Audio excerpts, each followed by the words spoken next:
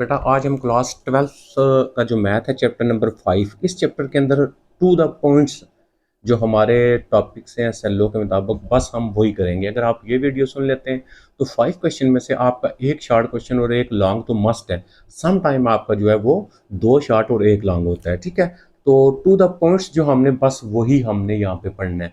अब देखें first topic है, आपके पास कोई भी फंक्शन दिया होगा, ये जो फंक्शन है इसको वेक्टर वैल्यू फंक्शन बोलते हैं। अब वेक्टर वैल्यू कैसे होगा, कैसे याद रखना है, आई जे के, क्योंकि ये आपके पास वेक्टर के साइन है यूनिट वेक्टर के, तो इसको वेक्टर वैल्यू फंक्शन तब बोलते हैं जब हमारे पास इसका जो डोमेन होता है ना वो हमारे पास रियल नंबर होता है और इसकी जो रेंज होती है वो हमारे पास वेक्टर होता है, उसको वेक्टर वैल्यू फंक्शन कहते हैं। तो इस टॉपिक के अंदर सबसे जो पहला एसएलओ का टॉपिक है वो कौन सा होना चाहिए, कोई भी वेक्टर वैल्यू फंक्शन दिया होगा उसका डोमेन और रेंज आपने कैसे निकालनी है ये आपको आना चाहिए। इसका शॉर्ट क्वेश्चन पेपर में आ जाता है। तो अब हम क्या करेंगे, ये जो फर्स्ट वाला है जिसमें आई लिखा हुआ है हमारे पास, इसको हम इस तरह मेंशन कर लेंगे एक्स और टी, ठीक है। यानी एक्स जो है वो फंक्शन है, टी के ऊपर डिपेंड करता है, ये हम लिख लेते हैं x+1। उसके बाद जो सेकंड जे वाला जितना होगा उसको हम लिख लेते हैं y और t। देखें ये जे वाला मेरे पास आ गया y t, इसको लिख लूंगा 1/t-2। उसके बाद थर्ड वाला जो हमारे पास जिसके साथ k होगा उसको हम लिख लेंगे z और t। ये जस्ट आपने डोमेन ही फाइंड करना है। इन क्वेश्चन में हमारा पेपर के अंदर रेंज जो होती है वो नहीं आती, ठीक है। अब हमने सेपरेट करके तीनों फंक्शन लिख लिए। अब हम पहले सबसे पहले क्या करेंगे, ये जो फंक्शन है इसकी डोमेन फाइंड करेंगे, फिर हम इस फंक्शन की डोमेन फाइंड करेंगे, फिर हम इस फंक्शन की डोमेन फाइंड करेंगे। इन तीनों की हमने अलग अलग डोमेन फाइंड करनी है। अब डोमेन क्या होता है, डोमेन होता है कि आप यहाँ पे टी की जगह वैल्यू लगाएं और फंक्शन जो अनडिफाइंड हो जाए वो निकाल देना है। मैं आपको आसान वर्ड में ये समझाता हूँ कि फॉर एग्जांपल आपके पास ये एक रियल लाइन है, यहाँ पे 0 होता है, यहाँ पे 1 होता है, यहाँ पे 2 होता है और सो ऑन चले जाएं, यहाँ पे प्लस इन्फिनिटी होता है। इस साइड पे अगर आएंगे आप -1 और -2 -3 और यहाँ पे हो जाएगा माइनस इन्फिनिटी। आप पॉजिटिव से इस साइड पे जाएं, यानी टी की जगह पहले आप 0 लगाएं, आंसर 1 आता है। टी की जगह आप 1 लगाएं, आंसर 2 आता है। टी की जगह आप 2 लगाएं, आंसर 3 आता है। इसी तरह इस साइड से लगाएं फिर भी, यानी किसी भी पॉइंट के ऊपर फंक्शन अनडिफाइंड नहीं होता। अनडिफाइंड का मतलब क्या होगा, आपके पास ऊपर जो होगा वो कोई नंबर हो और नीचे आपके पास आंसर 0 आ जाए, उसको अनडिफाइंड बोलते हैं। लेकिन जब फंक्शन इस तरह होता है डिवाइड में ना हो, वो अनडिफाइंड फंक्शन नहीं होता। अब इसका मतलब ऐसा कोई भी पॉइंट नहीं है जो टी की जगह लगाएं और फंक्शन अनडिफाइंड हो जाए। तो पूरी की पूरी ये जो रियल लाइन होती है ना, ये उस वक्त उस फंक्शन का डोमेन होता है। यानी माइनस इन्फिनिटी से लेके इन्फिनिटी तक डोमेन होगा किसका, तो हमारा इसका जो डोमेन आएगा वो क्या आएगा, मैं यहाँ पे लिख लूंगा domain is equal to minus infinity से लेके इन्फिनिटी तक, ठीक है। इसके लिए अब मैं इसका डोमेन फाइंड करूंगा, तो क्या सेम ऐसे ही टी की जगह ऐसी वैल्यू लगाएं, फंक्शन यहाँ पे नीचे 0 बन जाए तो वहां पे फंक्शन अनडिफाइंड हो जाएगा। अब मैं टी की जगह यहाँ पे लगाता हूँ, देखें अगर 0 लगाता हूँ तो 1/-2 आएगा, 0 नहीं बनेगा। इसका मतलब टी की जगह यहाँ पे 2 लगाएंगे तो नीचे 0 बन जाएगा। इसका मतलब 2 के ऊपर फंक्शन क्या है, अनडिफाइंड है।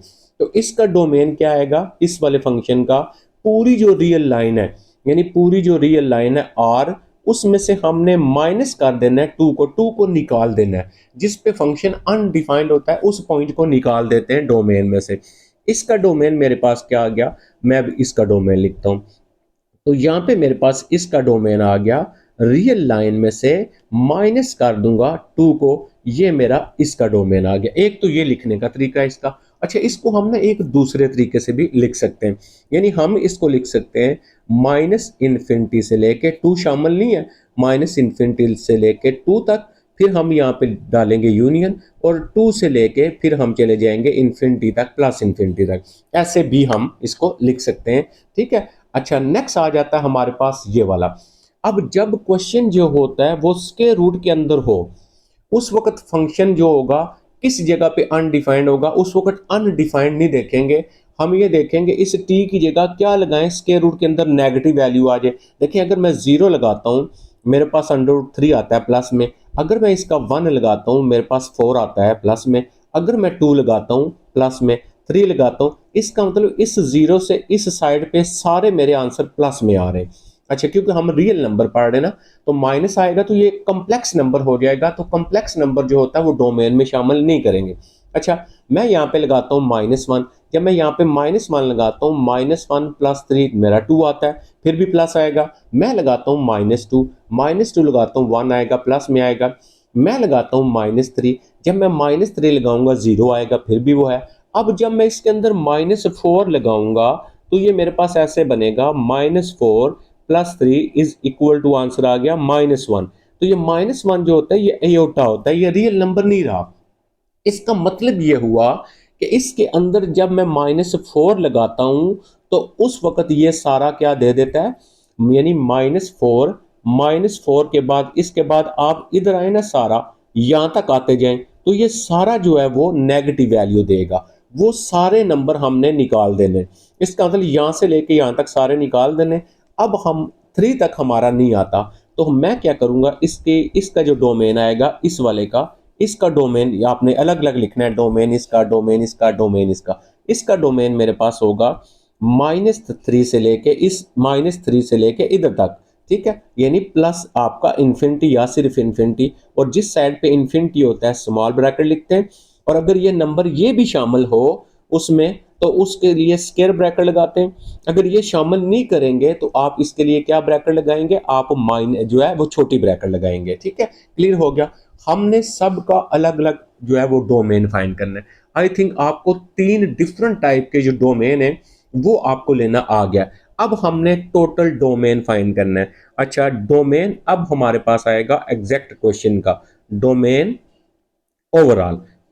ओवरऑल डोमेन निकालेंगे हम। अच्छा, अब हम ओवरऑल जब डोमेन निकालेंगे, ये जितने भी डोमेन हमारे पास आए हैं इन सारे डोमेन का इंटरसेक्शन करेंगे हम। पहला आ गया हमारे पास, उसके बाद दूसरा हम यहाँ पे लिखेंगे इंटरसेक्शन, ये सारा आ जाएगा। इस सारे में आ गया -इन्फिनिटी से लेके 2 तक आ गया, फिर हमारा ये यूनियन था, फिर 2 से लेके इन्फिनिटी तक आ गया, ये हमारे पास। यहाँ से आप बेशक इसको ऐसे भी क्लोज कर लें क्योंकि इसमें यूनियन भी शामिल हो रहा है। फिर आ गया इंटरसेक्शन, और ये तीसरे वाला आ गया। तीसरा क्या है, -3 से लेके इन्फिनिटी तक ये। अब आपने इसका फाइनल आंसर लिखना है। फाइनल आंसर कैसे लिखेंगे, आप यहाँ पे सबसे infinity, plus infinity, minus infinity को छोड़ के आप क्या किया करेंगे, नंबर तलाश किया करेंगे। एक नंबर है इसका 2, एक नंबर है इसका -3, ये इसके 2 नंबर है हमारे पास। अब हम क्या करेंगे, इन 2 नंबर की मदद से हमने लिखना है, यानी आपने -इन्फिनिटी प्लस इन्फिनिटी को छोड़ के नंबर देखने इसमें कौन कौन से। एक नंबर इसका आ रहा है 2, एक नंबर इसका आ रहा है 3। इसका मतलब इसका छोटा नंबर क्या है हमारा, वो आप यहां से लिखेंगे -3 से लेके, देखें ये -3 यानी छोटा ये होता है, और -3 से आपने लिखना है 2। 2 में ये ब्रैकेट है, ये ब्रैकेट लगा देंगे हम। उसके बाद आपके पास नेक्स्ट आएगा, फिर कहां से लेके कहां तक, फिर आप यहां पे लिखेंगे, आपके पास आ जाएगा यूनियन, फिर 2 से लेके प्लस इन्फिनिटी तक। क्यों प्लस इन्फिनिटी तक क्यों गए, क्योंकि इसमें सबसे छोटा नंबर -3 था, वहां से लेके प्लस वाले नंबर पे आए यहाँ पे, फिर वहां से लेके इन्फिनिटी तक हम चले गए। तो ये इसका इस तरह हमने डोमेन निकालना होता है। ये आपको आई थिंक बात समझ आ गई है। अब मैं एक क्वेश्चन जो है वो और डोमेन का ले लेता हूं। जैसे फॉर एग्जांपल मेरे पास RT इज इक्वल टू, मेरे पास आ जाता है लॉग आ जाता है, और यहाँ पे आ जाता है मेरे पास T-1 आ जाता है, और ये T-1 है, ठीक है, T-1 आ जाता है, ठीक है, और I वेक्टर आ जाता है। दूसरा मैं इसके साथ ले लेता हूँ, प्लस ले लेता हूँ, e⁻t आ गया, और उसके बाद आ गया इसके साथ j आ गया, प्लस √ आपके पास t ले लेता हूं, और इसके साथ के। अब मैंने इसका डोमेन निकालना है, ठीक है। ऊपर में डिफरेंट फंक्शन यूज हो गए ये वाले। अब लॉग फंक्शन का जो डोमेन होता है कैसे लेते हैं, सबसे पहला स्टेप हमने करना है xt, पहले वाले को i वाले को ले लेना है xt, तो ये क्या आ जाएगा हमारे पास, लॉग आ जाएगा, और t-1 आ जाएगा।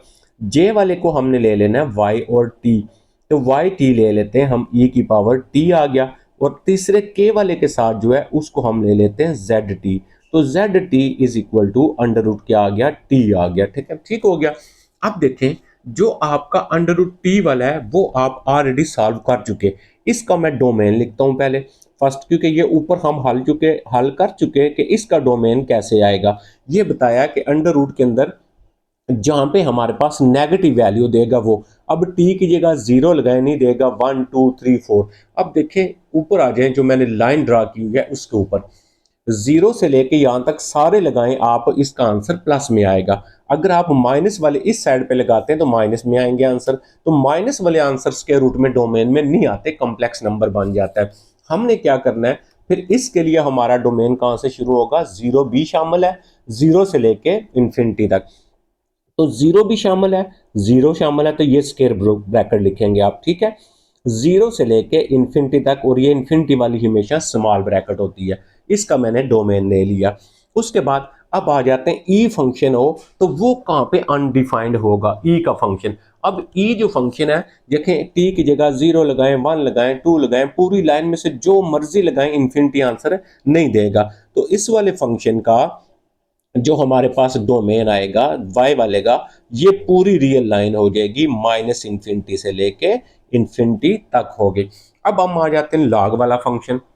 अब लॉग, ये यहाँ पे लॉग का मॉड है। मॉड का मतलब होता है पॉजिटिव वैल्यू आना। अब लॉग जो होता है ना, लॉग टी की जगह वन लगाए ना, लॉग जीरो का आंसर नहीं होता, और लॉग नेगेटिव वैल्यू का आंसर नहीं होता। लॉग की वैल्यू वन से शुरू होती है, लेकिन यहाँ पे नेगेटिव तो आएगा नहीं। क्यों? क्योंकि ये मॉड है। मॉड हो तो हमेशा पॉजिटिव आंसर आता है। इसका मतलब अगर मैं टी की जगह यहाँ पे वन लगाता हूँ तो वन माइनस वन ये मेरा जीरो बन जाता है, लॉग जीरो। लॉग जीरो होता ही नहीं है।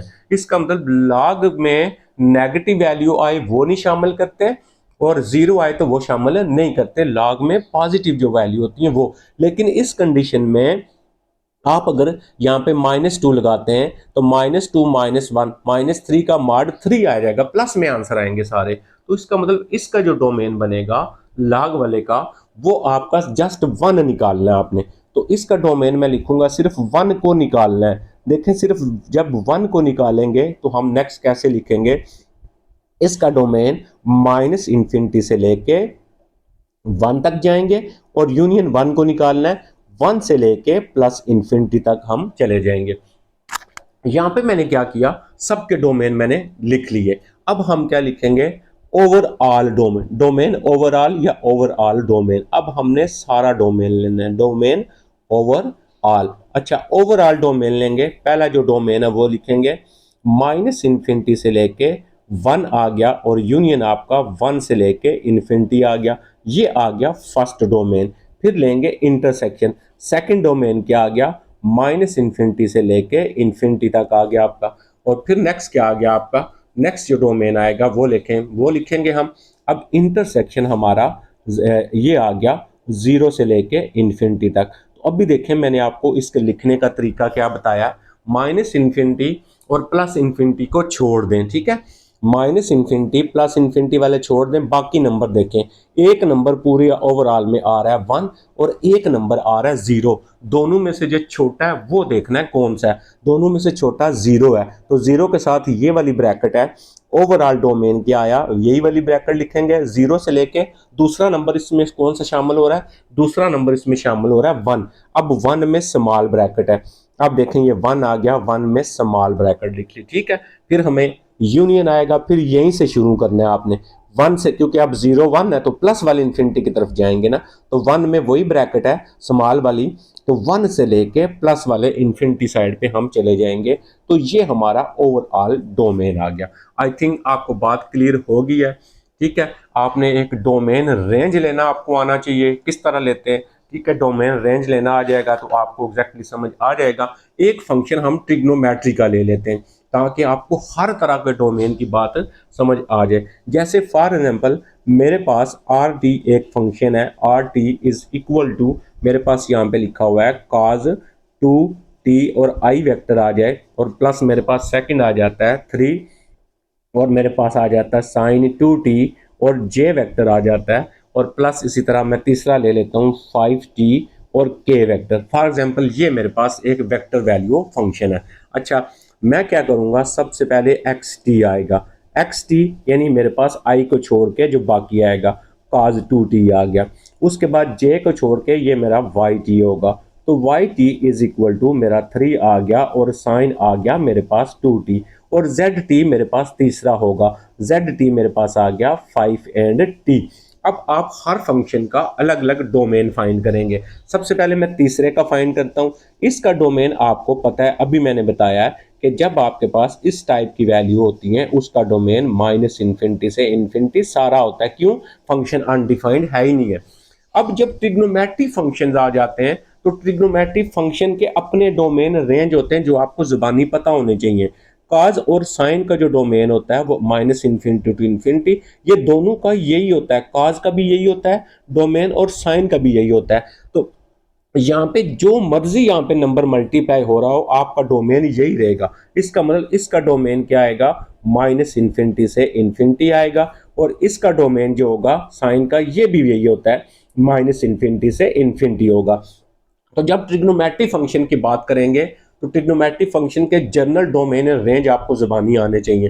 जैसे साइन और काज का यही होता है, टेन का आपको आना चाहिए, कार्ड का फिर आप निकाल सकते हैं। अच्छा, मैं अब निकालूंगा ओवरऑल डोमेन। अब मैंने ओवरऑल डोमेन निकालना है। अच्छा, ओवरऑल पहला क्या है मेरे पास? माइनस इन्फिनिटी से इन्फिनिटी आ गया। इंटरसेक्शन दूसरा मेरा डोमेन है, माइनस इन्फिनिटी से इन्फिनिटी आ गया। इंटरसेक्शन मेरा तीसरा डोमेन है, माइनस इन्फिनिटी से इन्फिनिटी। अब इंटरसेक्शन कैसे लेते हैं? पहले नंबर चेक करेंगे, तो बेटा यहाँ पे तो कोई नंबर भी नहीं है, ठीक है, सारे सेम है। तो इसका मतलब हम जस्ट वही माइनस इन्फिनिटी से लेके इन्फिनिटी तक ही इसका डोमेन आएगा। तो फर्स्ट टॉपिक जो एसएलओ से रिलेटेड था वो था वेक्टर वैल्यू फंक्शन का डोमेन कैसे निकालते हैं। तो वेक्टर वैल्यू फंक्शन क्या होता है? जिसका जो डोमेन होता है सेट ऑफ रियल नंबर। ये देखें, ये डोमेन निकाला ना हमने, तो ये सेट ऑफ रियल नंबर है और इसकी रेंज जो होती है वो वेक्टर होती है। लेकिन पेपर में क्वेश्चन आपका डोमेन ही फाइंड करना होता है। अब हम इसी चैप्टर का सेकंड डोमेन रेंज का कंसेप्ट क्लियर हो गया। अब हम चलते हैं सेकंड पोर्शन के ऊपर, और इसका सेकंड जो पोर्शन है उसमें देखते हैं अब हमने और इसमें से क्या चीज जो है फाइंड करनी है और हमने इसको सॉल्व करना है टॉपिक में, ठीक है। तो ये आपका शॉर्ट में जो है ज्यादातर होता है। अब हम चले जाते हैं इसी का वेक्टर वैल्यू फंक्शन का सेकंड टॉपिक है। आपको क्या किया होगा, उसने कोई ना कोई एक इस टाइप का वेक्टर दिया होगा, जैसे ये देखेंगे मैंने यहाँ पे लिखा हुआ question, a particle moving 3 dimension यानी एक्स वाई एंड जी में, क्योंकि यहाँ पे देखें आई जे के तीनों, आई एक्स का होता है, वाई का होता है और ये जी का होता है। तो ये 3 डायमेंशन में कोई चीज मूव कर रही होती है, उसकी ये पोजीशन दी हुई है, ठीक है। तो याद रखना है आर टी जो होता है ये डिस्प्लेसमेंट या पार्टिकल की पोजीशन होती है। अच्छा, इसमें कहता है टी की मेजरमेंट सेकंड के अंदर है और उसके बाद वेलोसिटी की जो मेजरमेंट है वो मीटर पर सेकंड में है। आपने क्या करना है, इस तरह का कोई भी आपको फंक्शन उसने दिया होगा आपको, और उस फंक्शन की मदद से यानी उस वो जो पार्टिकल की पोजीशन दी होगी उसकी मदद से आपने ये 3 चीजें कैसे फाइंड करनी है। वेलोसिटी कैसे फाइंड करना है, स्पीड कैसे फाइंड करनी है, एक्सेलरेशन डायरेक्शन कैसे फाइंड करनी है और एक्सेलरेशन कैसे फाइंड करना है। ये टॉपिक जो होता है ये आपका लॉन्ग में आता है, ठीक है। इस तरह का जो टॉपिक होगा वो आपका लॉन्ग में आता है। अब यहाँ पे हमने 3 डिफरेंट चीजें फाइंड करनी होती हैं। सबसे पहला ये भी हो सकता है, सम टाइम जो क्वेश्चन में होता है वो ये भी होता है कि आप क्या करें, आप इस फंक्शन का फर्स्ट डेरिवेटिव निकालें और सेकंड डेरिवेटिव निकालें, ये भी आ सकता है। या आपका वेलोसिटी फाइंड करें, एक एक्सेलरेशन फाइंड करें। ठीक हो गया, चीजें सारी समझ आ गई, क्या पूछ सकता है वो।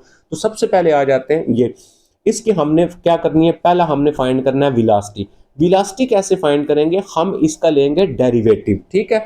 तो अब आपने इस क्वेश्चन को नीचे दोबारा लिखना है, फिर आपने लिख देना है, ठीक है। आप दोबारा लिखेंगे, मैं यहीं से स्टार्ट करने लगा हूं। Differentiate with respect to t. T क्यों? क्योंकि आपका क्वेश्चन में टी इन्वॉल्व हो रहा है। अब इसका डेरिवेटिव लेंगे, इसको मैं क्या लिख सकता हूं, आर डैश टी लिख सकता हूं, और आर डैश टी लिख सकता हूं, या मैं इस पे लिख सकता हूं डी आर लिख सकता हूं और डी टी लिख सकता हूं, ठीक है। बेशक अब आप अंदर यहाँ पे टी ना भी लगाएं, कोई मसला नहीं है। अच्छा, नेक्स्ट क्या आ गया, डी बाई डी टी मैं लिख लूंगा, पहले वाला फंक्शन। पहला क्या आ गया, 2t²। डेरिवेटिव लेना तो बेटा आता है ना आपको, आई वेक्टर प्लस मेरे पास आ गया डी बाई डी टी आ गया, सेकंड वाला फंक्शन e की पावर 2t और j वेक्टर, और प्लस मेरे पास डी बाई डी टी आ गया, तीसरे वाला फंक्शन यानी 4 और cos 3t और k। अब ध्यान रखना है पेपर के अंदर आपने, वो थोड़ा बहुत आपको कंफ्यूज करते हैं, ध्यान क्या रखना है कि सम टाइम यहाँ पे थीटा भी दे देगा, तो आपने differentiate with respect to theta लिखना है, ठीक हो गया। अच्छा अब मैं लूंगा डेरिवेटिव, देखें टी के लिहाज से डेरिवेटिव लेना है, पावर शुरू में पावर में से एक कम किया, ये आ गया 4t, 1 का डेरिवेटिव 0 होता है, बाकी आ गया i प्लस उसके बाद ये देखें 3 तो ऐसे ही आ गया।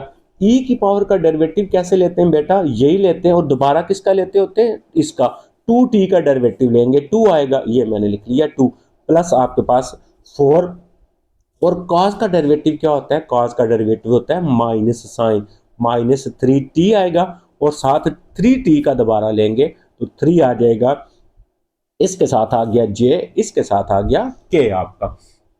अच्छा नेक्स्ट हम क्या करेंगे, नेक्स्ट हमने ये करना है कि इसको सिंप्लीफाई जैसे करना है, 4t i वेक्टर और ये इससे मल्टीप्लाई होगा 6 आ जाएगा, और e की पावर 2t और j वेक्टर प्लस बल्कि ये माइनस हो गया तो 4 3 आ गया 12 आ गया, और साइन 3t आ गया, देखें साइन 3t आ गया, और साथ k वेक्टर।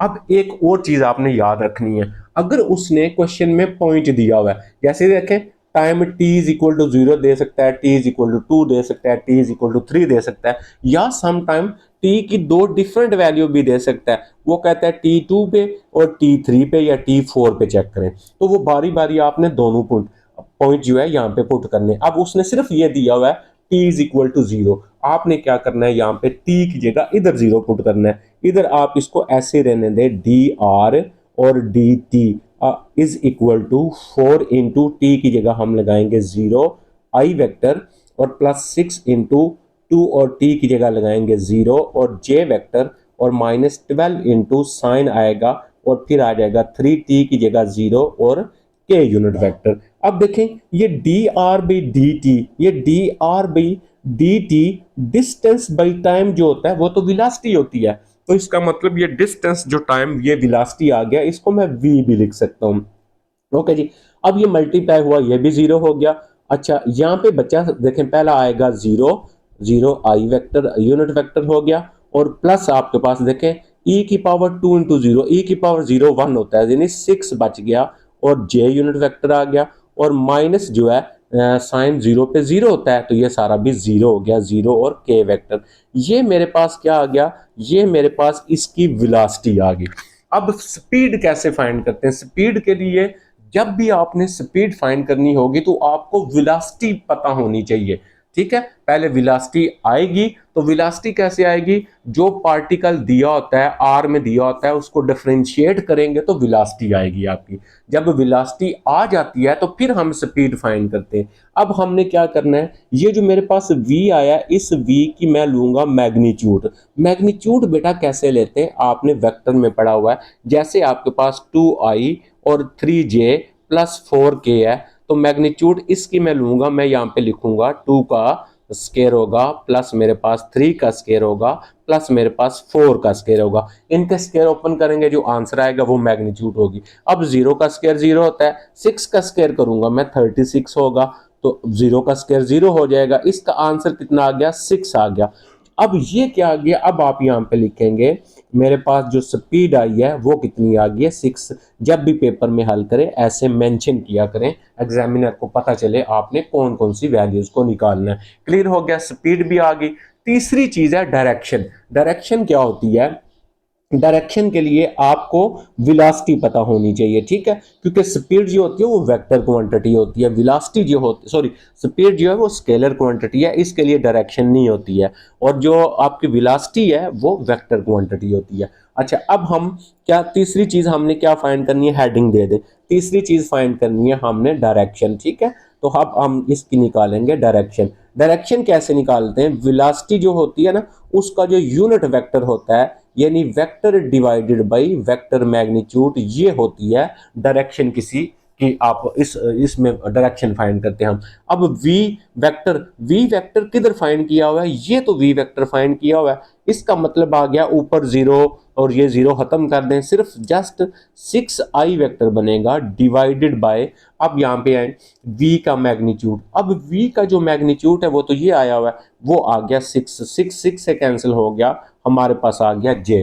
अच्छा, अगर आपके पास यहाँ पे पॉइंट्स नहीं गिवन है, मतलब आपका यहाँ पे ऐसे t is equal to 0, T2, T3 ये गिवन नहीं है, तो फिर आपने जस्ट t में ही आंसर लिखने होते हैं, ठीक है। फिर मैग्नीट्यूड और वो उसी तरह आएगा, फिर आपका जो आंसर आएगा ना फिर वो इस तरह आएगा। फिर आपने मैग्नीट्यूड लेनी है तो क्या करना है, 4t का स्क्वायर 6 इंटू 2 इसका स्क्वायर और 12 साइन 3t, फिर आपने उस तरह आपने लेना है।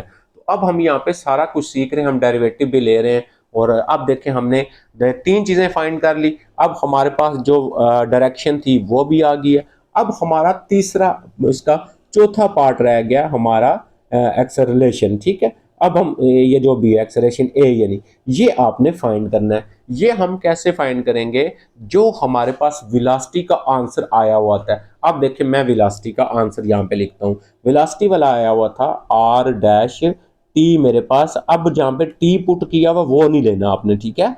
आपने टी जब वैल्यू पुट की है वो नहीं लेना, उससे ऊपर वाली वैल्यू लेनी है। ये आ गया 2t और जे आ गया माइनस आ गया 12, और यहाँ पे आ गया आपका साइन, ये आ गया 3t आ गया, और ये था जी साइन 3t और k यूनिट वेक्टर।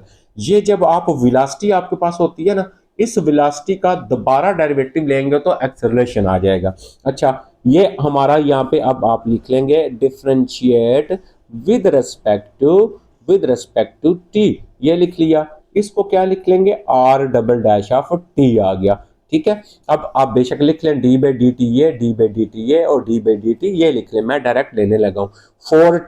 4t का डेरिवेटिव सिर्फ 4 आएगा बेटा, उसके बाद प्लस 6 आ गया, और e की पावर 2 t का डेरिवेटिव e की पावर 2 आएगा, पावर का लेंगे तो 2 आ जाएगा, इसका आ गया j माइनस, अब आ जाएगा 12 साइन 3 का डेरिवेटिव हो जाएगा cos 3t, और 3t का दोबारा लेंगे 3, और ये हो गया k आपके पास। अब हम यहाँ पे क्या करेंगे, इसको हम लिख सकते हैं a लिख सकते हैं इज इक्वल टू 4i हो गया आपके पास, और ये इससे मल्टीप्लाई हो गया 12 आ गया, e की पावर 2t हो गया माइनस ये इसके साथ मल्टीप्लाई हो गया 36 हो गया, और cos आपके पास 3t हो गया और k यूनिट वेक्टर। अब देखें t की वैल्यू तो उसने हमें दी हुई है, अब हम यहाँ पे क्या करेंगे, t की वैल्यू लगा देंगे।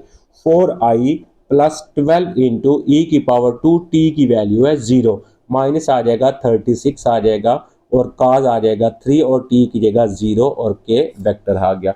अब हमारे पास इसका एक्सेलरेशन आ गया a is equal to 4i plus 12, क्योंकि e की पावर 0 1 आंसर होता है। अब cos 0 पे कितना होता है, क्योंकि 3 से मल्टीप्लाई करेंगे cos 0 हो जाएगा, cos 0 पे 1 होता है, यानी इसका आ गया 36 और k यूनिट वेक्टर, और ये j वेक्टर था। ये देखें आपके पास कोई भी पोजीशन वेक्टर दिया होगा, उसकी मदद से आपने डिफरेंट जो वैल्यूज होंगी वो कैसे फाइंड करनी है। ये क्वेश्चन आपका जो होता है वो ज्यादातर लॉन्ग में आता है। तो ये हम टू द पॉइंट्स एसएलओ के मुताबिक चैप्टर 5 को पढ़ रहे हैं। 2 टॉपिक हमने कवर कर लिए, ठीक है। आई थिंक आपको कोई भी इसमें इतनी बड़ी कंफ्यूजन नहीं होगी।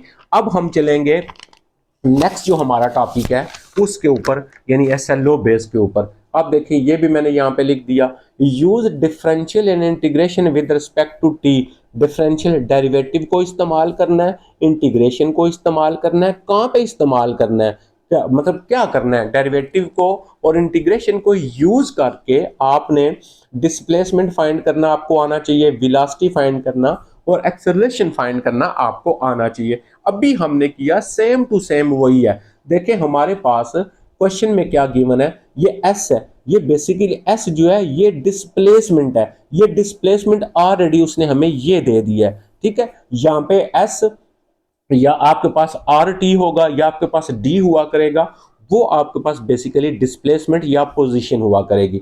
इसका मतलब डिस्प्लेसमेंट इसमें है, इस क्वेश्चन में जस्ट फाइंड करना है, फाइंड वेलोसिटी एंड एक्सेलरेशन।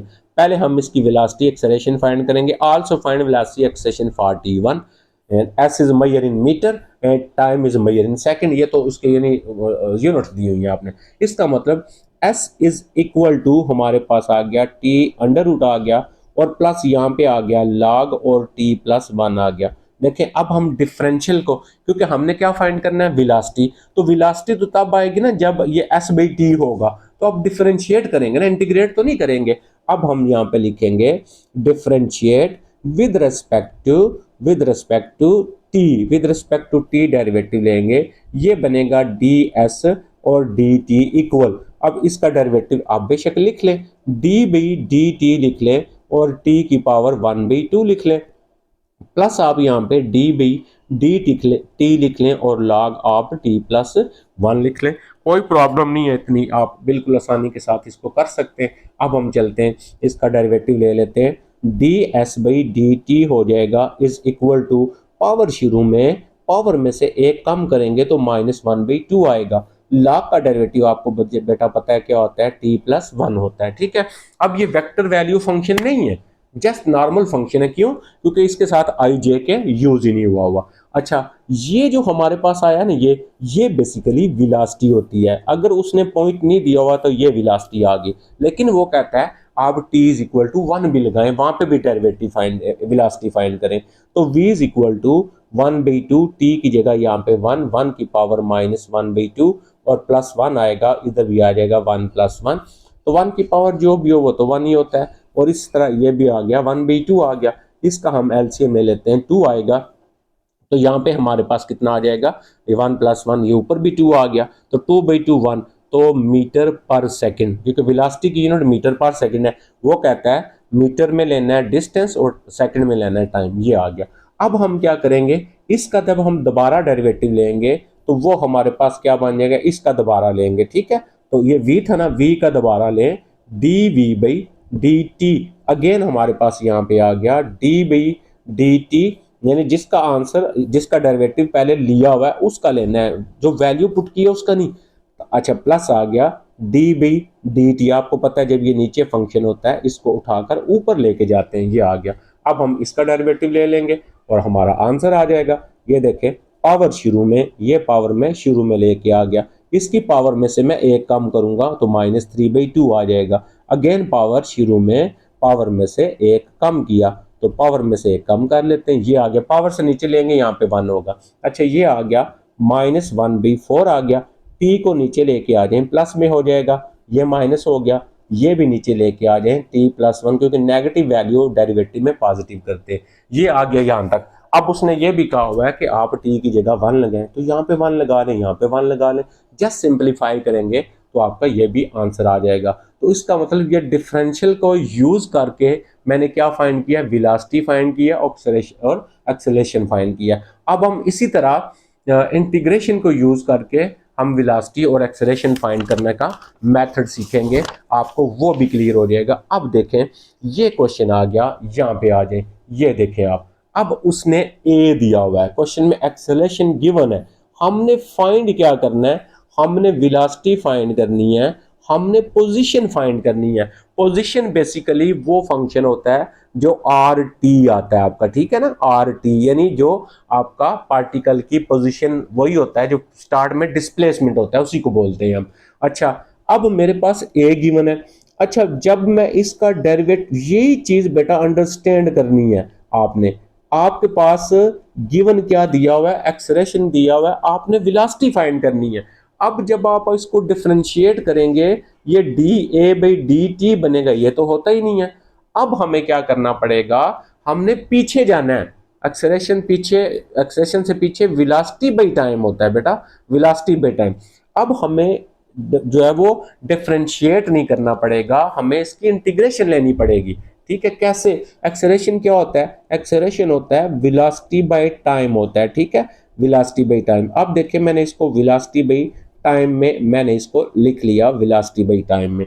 अब मैं इसको सेपरेटिंग द वेरिएबल पढ़ा है ना, इसको क्रॉस करें, इधर सिर्फ v रहने दें, v is equal to 24t और dt इसके साथ भी लगा लें, और यहाँ पे आएगा cos t और dt हम इसके साथ भी यहाँ पे लगा लेंगे, दोनों के साथ हमने क्या करना है, लगा लेनी है वैल्यू, ठीक है। अब हम चलते हैं जो एग्जैक्टली जो हमने फाइंड करना है उस चीज के ऊपर, क्या हमने फाइंड करना है, देखें उस पे उसके ऊपर मैं चलता हूँ और आपको सारा ये डिटेल के साथ मैं बताता हूँ हमने बेसिकली अब हल क्या करना है, ठीक है। अब हम चलते हैं, देखें अब आ गया बेटा, अगर मैं यहाँ पे आ जाता हूँ, ये इसका मैं ले लेता हूँ, जैसे मेरे पास ये है, अब इसकी मैं लूंगा इंटीग्रेशन, तो डी वी आएगा और इधर भी इंटीग्रेशन ले ले, तो 24 तो कांस्टेंट है ना, बाय ले लें, बाकी आ गया टी और डी टी आ गया, प्लस इंटीग्रेशन आ गया आपके पास काज टी और डी टी। देखें कैसे हम डिफरेंशियल इंटीग्रेशन को यूज कर रहे हैं। अच्छा डी वी की जब इंटीग्रेशन लेते हैं ना, तो ये सिर्फ वी आ जाता है। अच्छा 24 टी की इंटीग्रेशन आपको आती है 1+1 यानी T2/2 आ गया, प्लस कॉस की इंटीग्रेशन क्या होती है हमारे पास, साइन टी होती है, साइन टी लगा लिया, प्लस इंटीग्रेशन कांस्टेंट यूज करते हैं ये ए, इसको मैं यहाँ पे दे दूंगा नंबर इसका 1। अब मैंने इसको नंबर 1 दे दिया, अब मैं इसको हल करूंगा। हल कैसे करूंगा, मेरे पास मुझे ये ए की वैल्यू चाहिए होगी, हर क्वेश्चन में आपने ऐसे सॉल्व करना है। अच्छा ए की वैल्यू को हम कैसे निकालेंगे, ठीक है। अब मुझे ये एक बात बताएं, कोई पार्टिकल जब यहाँ पे है तो यहाँ से चल के ये यहाँ पे आता है, तो उस वक्त यहाँ पे जब पार्टिकल है तो उसकी पहली वेलोसिटी जीरो होती है, अभी चला नहीं है, तो यहाँ पे टाइम भी तो जीरो होगा ना आपका। तो इनिशियली पार्टिकल की वेलोसिटी भी जीरो होती है और टाइम भी जीरो होता है। अब हम क्या करेंगे, इनिशियली वी आई यहाँ पे जीरो पुट करेंगे और टाइम भी जीरो, जब जीरो पुट करेंगे ये भी जीरो हो जाएगा और यहाँ पे आ जाएगा साइन, ये भी जीरो हो जाएगा, प्लस ए, ये सारा कुछ जीरो हो गया। तो हमारे पास ए का आंसर क्या आया, साइन जीरो पे भी जीरो होता है, ए का आंसर आ गया जीरो। इसको हम पुट करेंगे यहाँ पे, जब जब भी हल करेंगे इनिशियल वैल्यू अगर उसने नहीं ना दी हुई तो आपने जीरो जीरो पुट करना है अपने, ठीक है। अच्छा ये जो दिया है ना, ये तो बाद में लगाएंगे ना हम, अभी इनिशियल वैल्यू ये इसने नहीं लिखा हुआ कि यहाँ पे इनिशियल है, ये स्टेप याद रखना है आपने। अब हम क्या करेंगे, ए जीरो आ गया यहाँ पे रखें, तो वेलोसिटी इज इक्वल टू, ये कैंसिल करें, हमारे पास आ गया 12t का स्क्वायर और प्लस आ गया हमारे पास साइन टी, प्लस जीरो था खत्म हो गया, ये खत्म हो गया। अब अगर तो उसने नहीं टी दिया हुआ तो हम नहीं लगाएंगे, लेकिन अगर उसने टी की वैल्यू दी हुई है तो हम क्या करेंगे, उस टी की वैल्यू को यहाँ पे पुट करके वेलोसिटी निकालेंगे। ऊपर चेक करें, टी दिया नहीं हुआ, टी इज इक्वल टू, थोड़ा सा मैं नीचे करता हूँ, ये देखें टी इज इक्वल टू पाई/2 दिया हुआ है। अब हम टी की वैल्यू पाई/2 जो है वो लगाएंगे इसके अंदर, तो हमारे पास वेलोसिटी आ जाएगी इस पॉइंट के ऊपर। तो यहाँ से आ गया v इज इक्वल टू 12 और t की जगह क्या लगाना है मैंने, पाई/2 का स्क्वायर लगाना है और प्लस आ जाएगा मेरे पास साइन आ जाएगा, और t की जगह मैंने क्या लगाना है, पाई/2 लगाना है, ठीक है, t की जगह। अब ये आ जाएगा 12 और ये आ जाएगा पाई²/4 इसका आंसर, और साइन पाई/2 पे यानी साइन 90 होता है आई थिंक, पाई/2 90 होता है, साइन 90 पे 1 होता है। अब आप इसको हल कर लें, ये हल कर लें, तो ये आपका वेलोसिटी का आंसर आ जाएगा, ठीक है। अब हमने दूसरी चीज फाइंड करनी है, इसका एक्सेलरेशन। अब हम इसका एक्सेलरेशन कैसे फाइंड, थोड़ी एक्सेलरेशन फाइंड नहीं करना, पोजीशन, पोजीशन का क्या मतलब होता है बताया, ये आर टी का जो आंसर आता है, ठीक है, यानी जो डिस्प्लेसमेंट होता है उसको बोलते हैं। अब जो आपने वेलोसिटी का आंसर निकाला हुआ है ना, वेलोसिटी का क्या निकाला हुआ है, ये वाला 12t का स्क्वायर प्लस साइन टी निकाला हुआ है, ठीक है। अब पोजीशन, पोजीशन याद रखनी है क्या चीज होती है। अच्छा वेलोसिटी किसके इक्वल होती है, वेलोसिटी क्या चीज होती है, वेलोसिटी होती है डिस्टेंस बाई टाइम, इसकी जगह डिस्टेंस बाई टाइम निकाल दिया और 12t स्क्वायर आ गया और यहाँ पे आ गया आपका साइन टी। अब फिर इसको क्रॉस करें तो हमारे पास क्या आ जाएगा, d s is equal to 12 और टी का स्क्वायर आ गया और साथ इसके डी टी भी लगा लेते हैं और प्लस ये भी किया और यहाँ पे आ गया साइन टी और डी टी भी आ गया। अब हम दोबारा इसकी इंटीग्रेशन करेंगे तो अब यहाँ पे आ जाएगा integration, d s is equal to 12 को बाय ले लिया, इंटीग्रेशन आ गया टी स्क्वायर और डी टी प्लस आ गया इंटीग्रेशन और हमारे पास साइन टी और डी टी आ गया, ठीक है। क्लियर होगी बात। इसका क्या लिखेंगे, डी एस का एस आएगा, जिस तरह डी एक्स होता है ना, आप एक्स लिखते हैं, डी टी हो तो टी लिखते हैं, डी एस है तो एस आ गया। तो ये आ गया 12 और यहाँ पे टी 3+3, ये 3/3 हो जाएगा और साइन का डेरिवेटिव क्या होता है, माइनस जो होता है कॉज और टी होता है, फिर कांस्टेंट आ गया बी। अब हमें जो है ना, जो दूसरी वैल्यू है ना, इनिशियली टाइम तो जीरो लिखेंगे, वो तो जीरो हो गया, लेकिन उसने अब टाइम की वैल्यू हमारे पास, अब ऊपर हम चेक करेंगे हमारे पास अब टाइम क्या है, ये जो वैल्यू दी होती है ना आपकी, ये वाली वैल्यू, अब ये वैल्यू आपने पुट करके कांस्टेंट निकालना है आपने। कैसे निकालेंगे, देखें एस कितना दिया हुआ है, एस दिया हुआ है उसने कितना, हमें एस दिया हुआ है पाई बाई, देखें पाई 3/2 दिया हुआ है, और 12, अब ये कैंसिल कर लें, 4 आ गया, और टी की जगह क्या दिया हुआ है उसने, टी की जगह उसने दिया हुआ है पाई/2। अब टी की वैल्यू यहाँ पे जीरो नहीं लगानी, स्टार्ट में जीरो लगानी थी, यह प्लस माइनस माइनस हो गया, काज और टी की जगह क्या दिया हुआ इसने, टी की जगह पाई/2 प्लस आ गया बी आपके पास। ओके, क्लियर हो गया। अब हम क्या करेंगे, यहाँ पे हमारे पास आ गया पाई 3/2, और ये आपके पास आ गया 4, और यहाँ पे आ गया पाई स्केयर 2 का स्केयर हो गया 4, cos 90 पे जीरो होता है, प्लस आ गया बी, ये हो गया कैंसिल आपका। ठीक है, अब आप इसको इधर लेके आए, और ये जो वैल्यू है आपकी, ये वाली वैल्यू है ना, आप इस वैल्यू को आप क्या करेंगे, इस साइड पे लेके आएंगे। ठीक है, इधर तो ये हमारा आ जाएगा, ये बन रहा था आपका 3 4 के साथ कैंसिल होगा, इधर पाई स्केयर 2 का स्केयर बी 4। अच्छा, ये देखें, ये इसकी पावर 3 थी बेटा ऊपर, ये मैंने 3 लिखनी थी, यहाँ पे पाई 3 आ गया। ठीक है, और यहाँ पे आ गया 8 आपका, ये कैंसिल किया 2 आ गया, तो पाई 3/2 पाई ये भी कैंसिल हो गया। यहाँ पे भी बी की जो वैल्यू है वो आ गई 0, तो ये बी की वैल्यू यहाँ पे लगाएंगे तो आपका ऐसा आ जाएगा। I think to the point जो मेन कंसेप्ट था चैप्टर नंबर 5 का वो मैंने आपको समझा दिया। यही क्वेश्चन आपको करने आते हो तो आप इंशाल्लाह आसानी के साथ कर लेंगे। और एक चीज इसमें रह गई है, वो मैं आपको यहीं पे बता देता हूँ। अगर आपके पास एक function for example F T इस टाइप का दिया हो, आपके पास 2ti प्लस आपके पास 2j प्लस 3 टी और के, ये फंक्शन है। दूसरा दिया हुआ फंक्शन जी टी आपके पास हो 2/t आ जाएगा, आई आ गया, प्लस 3t और j आ गया, प्लस 5 के आ गया।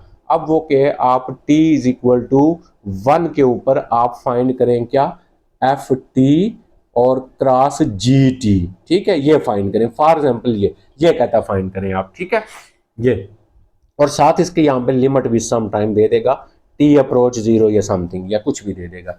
अगर इस टाइप का क्वेश्चन आ जाता है पेपर में, दो फंक्शन दिए होंगे आपके पास एफ टी और जी, आप क्या करेंगे, आपने पहले ये करना है, आपने यहाँ पे बनाना है एफ टी क्रॉस जी और टी। अच्छा, ये क्रॉस लेना आपने पढ़ा हुआ है, यहाँ पे लिखते हैं आई जे और के। अगर तो टी की वैल्यू दी हुई है तो फिर तो आप पहले यहाँ पे टी की जगह देखें क्या 1 है, टी की जगह 1 लगाएं, इधर 2 बचेगा, इसका मतलब यहाँ पे आया। अच्छा, टी इसमें टी है ही नहीं, इसका आ गया 2, इसके बाद टी की जगह 1 लगाएं, इसका आ गया आपके पास 3। उसके बाद नेक्स्ट हम चलते हैं, यहाँ पे टी की जगह लगाएं 1 तो इसका आंसर आएगा 2, टी की जगह लगाएं 1 इसका आंसर आ गया 3, टी की जगह लगाएं 5, टी है ही नहीं इधर तो इसका आ गया 5। ये डिटर्मिनेंट आपने हल करना है, आई इंटू, और इसको आप पता है इससे मल्टीप्लाई करते हैं, इसको इससे करते हैं, ये आ गया 10 माइनस 9, माइनस जे लिखेंगे, फिर इसको मल्टीप्लाई करेंगे ये, फिर आपके पास यहाँ पे जो लिमिट होगी ना, जहाँ पे टी होगा वो, या जो भी लिमिट होगी वो अप्लाई कर देनी है। ये अगर डाट होगा तो आपने डाट के साथ ये लिखना है, डाट ये वाला लिखना है, आई को आई से मल्टीप्लाई करते हैं, जे को जे से, के से, ये भी सम टाइम पूछ लेता है। आई थिंक बेटा आपको बात मेरी समझ आ गई है। तो एक ही वीडियो के अंदर मैंने आपको 5 चैप्टर जो है वो पूरा आपको सॉल्व करवा दिया। अपना ख्याल रखिएगा, अल्लाह हाफिज़।